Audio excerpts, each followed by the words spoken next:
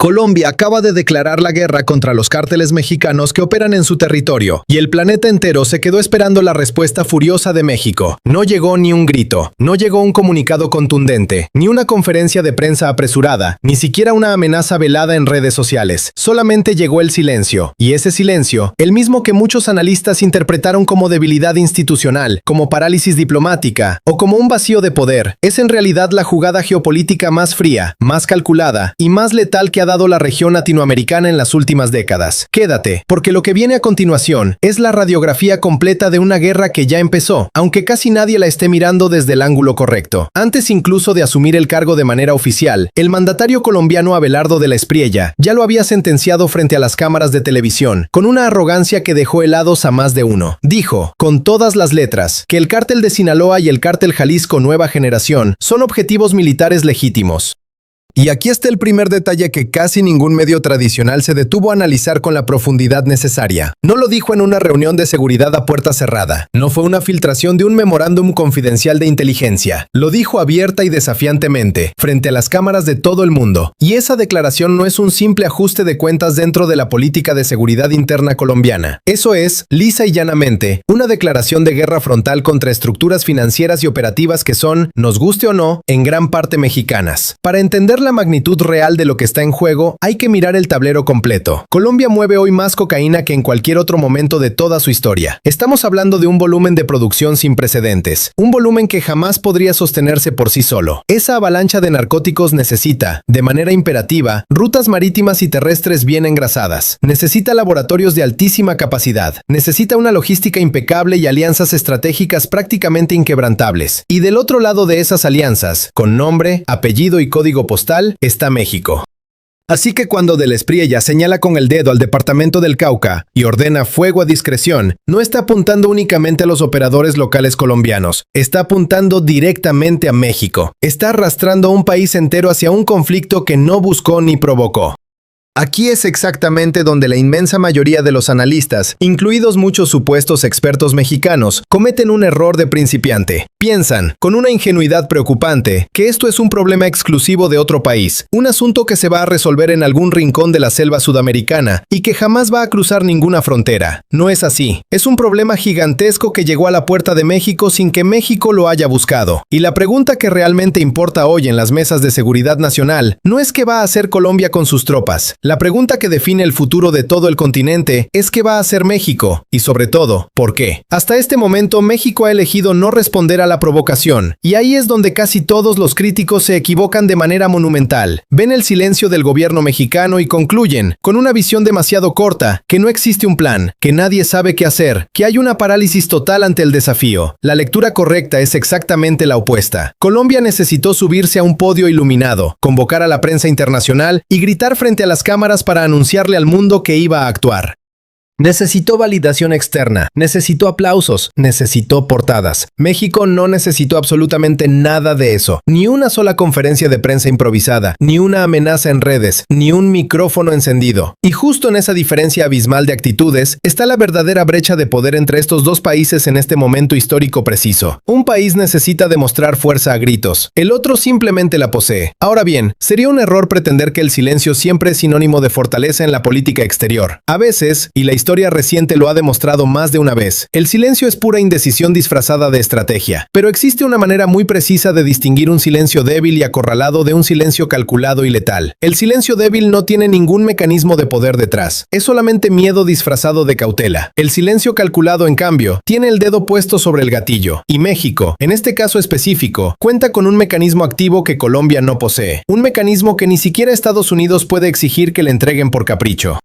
Durante años, México y Colombia han sostenido mecanismos de colaboración altamente sofisticados, intercambio de inteligencia en tiempo real de primer nivel, rastreo de movimientos financieros fantasma, mapeo satelital de rutas marítimas clandestinas e identificación verificada de operadores clave que se mueven entre ambos territorios. La propia presidenta de México lo reconoció públicamente en su momento, dejando la pista abierta, y casi nadie le prestó la atención que merecía. Esa inteligencia que fluye desde México hacia el sur no es un favor de buena vecindad ni una cortesía diplomática para quedar bien en una fotografía. Es una capacidad operativa formidable, construida durante años con inversión millonaria, trabajo real en el terreno y una estructura de contrainteligencia que ningún otro país de la región puede replicar de la noche a la mañana, por mucho que lo intente. Miremos los datos recientes. Hace apenas unas semanas, Colombia se colgó las medallas por desmantelar 2 megalaboratorios, uno en Cali y otro en el Cauca. Hubo aplausos, hubo portadas triunfales. Pero lo que casi nadie dijo en voz alta, lo que quedó fuera de la narrativa oficial colombiana es esto. Esa operación exitosa fue posible en gran medida gracias a esos canales de inteligencia compartida entre ambas naciones. Colombia pudo ver en la oscuridad porque México le prestó los ojos. La inteligencia mexicana entregó el mapa. Y ahora, en un arranque de soberbia, el gobierno colombiano acaba de amenazar con ir a la guerra exactamente contra las mismas organizaciones que perseguía usando ese mismo mapa prestado. Detente un segundo a visualizar el tablero. ¿Qué pasa si México, en defensa de su propia soberanía y sus propios intereses, decide simplemente moderar, filtrar o retrasar cuánto comparte de esa inteligencia, sin comunicado oficial, sin portazo diplomático, sin retirar a ningún embajador, sin una sola declaración pública, solo silencio operativo? De un momento a otro, Colombia empieza a operar con muchísima menos visibilidad. Sus tropas y su policía se lanzan a ciegas persiguiendo estructuras criminales que mueven miles de millones de dólares, pero sin la información crítica que necesitan para encontrarlas y desarticularlas de raíz. Y esto no es una amenaza que México tenga que pronunciar para que sea real. Es una decisión soberana que puede tomarse en cualquier momento, desde un escritorio en la Ciudad de México, sin pedirle permiso ni perdón a nadie. Ese es el poder verdadero de un país soberano, una puerta de acero que se cierra suavemente, sin que nadie escuche el golpe, y cuya llave no controla ni Bogotá ni Washington. Mientras el gobierno mexicano decide sus próximos pasos desde una posición de fuerza y calma, Colombia entra a esta guerra autoproclamada desde una posición completamente distinta. Su deuda pública ya está en niveles críticos, observados con enorme preocupación por las calificadoras internacionales de riesgo. El pago de intereses de esa deuda se está comiendo una parte enorme de todo lo que recauda el Estado colombiano. En términos prácticos, Colombia decidió declarar una guerra total justo en el peor momento económico posible para poder financiarla. Las balas, los despliegues y la logística militar cuestan millones de dólares cada día. Y aquí está el daño colateral que de la Espriella y su equipo de estrategas parecen no haber calculado. Los miles de millones de dólares que mueven estas organizaciones criminales no están enterrados en barriles en medio de la selva. Ese dinero está profundamente inyectado en la economía formal colombiana. Está en negocios legítimos, en bienes raíces, en miles de empleos de los que dependen regiones enteras del país para sobrevivir el día a día. Si un gobierno ataca esa estructura sin un plan de reemplazo económico viable, no la destruye de un tajo. Simplemente la sacude. Y cuando un país sacude violentamente su propia economía sin tener el margen fiscal para absorber el golpe, los primeros en caer no son los grandes capos, son los ciudadanos comunes, los trabajadores de a pie. Los mercados financieros internacionales van a estar observando eso muy de cerca en las próximas semanas, no contando las balas disparadas, sino vigilando el rendimiento de los bonos soberanos colombianos. Mientras Colombia se sienta a negociar con inversionistas cada vez más nerviosos y agencias de calificación implacables, México no carga con esa presión asfixiante. No es cuestión de suerte, es el resultado de años de construir, con visión de Estado, la capacidad de decidir cuándo ayudar, cuándo no ayudar, y el privilegio de no depender jamás de la urgencia política de nadie más, ni siquiera de los tiempos electorales de Washington. Ahora bajemos todo este análisis a algo mucho más humano y cercano. Piensa en un transportista de Sonora o en un chofer de Tamaulipas que cruza cada día mercancías 100% legal hacia el norte. Fruta, materiales de construcción, insumos industriales, nada que tenga relación alguna con ningún cártel. A ese hombre no le importan los análisis geopolíticos ni el comportamiento de ningún bono soberano colombiano. Le importa una sola cosa, que la carretera siga abierta y segura mañana. Y esa ruta sigue abierta hoy precisamente porque México tuvo la madurez de no subirse al espectáculo mediático que Colombia le tendió. Porque la historia ha enseñado, muchas veces con sangre, que cuando un país entra en guerra movido por el ego y no por la cabeza fría, el primero en pagar las consecuencias nunca es el funcionario que dio el discurso. Es la gente común que solo trataba de trabajar honestamente, el agricultor que exporta aguacate, el que maneja un camión de carga, la familia que tiene una deuda que pagar y que solo le pide a su país estabilidad y seguridad, no discursos incendiarios en televisión.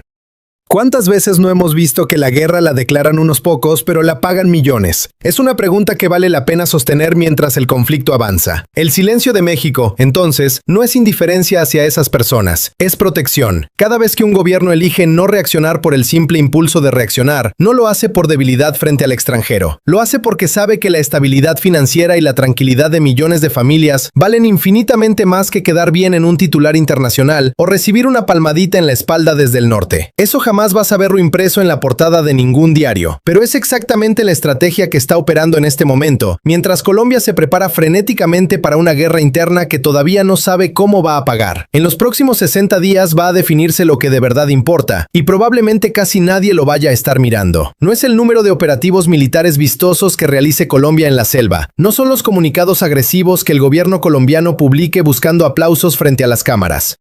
Lo que verdaderamente va a trazar el destino de este conflicto es una sola cosa. Si México decide reactivar, reducir a cuentagotas o mantener en absoluto silencio esos canales de inteligencia compartida. Esa decisión soberana probablemente nunca aparecerá en ningún titular rimbombante ni en ninguna conferencia matutina, pero es la que va a determinar qué tan lejos llega y cómo termina este conflicto sudamericano.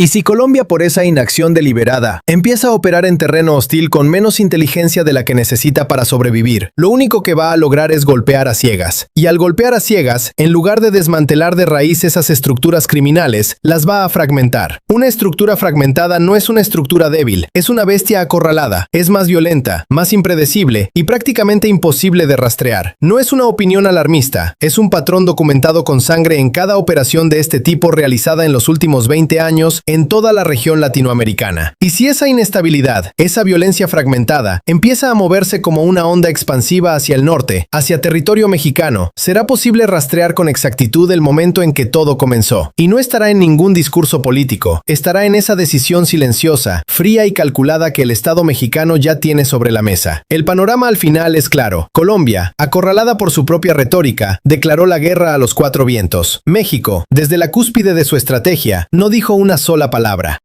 Y esa diferencia monumental, la diferencia entre un país que necesita gritar para sentirse fuerte frente al espejo y un país que ya no necesita convencer a nadie de su poderío, no se llama indiferencia, se llama soberanía. Durante demasiado tiempo se nos quiso convencer de que la fuerza de una nación se mide en discursos beligerantes, en portadas de revistas extranjeras, en declaraciones altisonantes dictadas desde el norte. Lo que está ocurriendo ahora mismo, en completo silencio, demuestra que esa premisa nunca fue del todo cierta. La verdadera fuerza de un Estado no necesita testigos que la aplaudan, solo necesita resultados. Y cuando el polvo finalmente se asiente, dentro de esos 60 días decisivos, va a quedar una respuesta irrefutable a lo que hoy no es más que una decisión silenciosa e invisible, tomada sin cámaras, sin discursos y sin una sola palabra de por medio.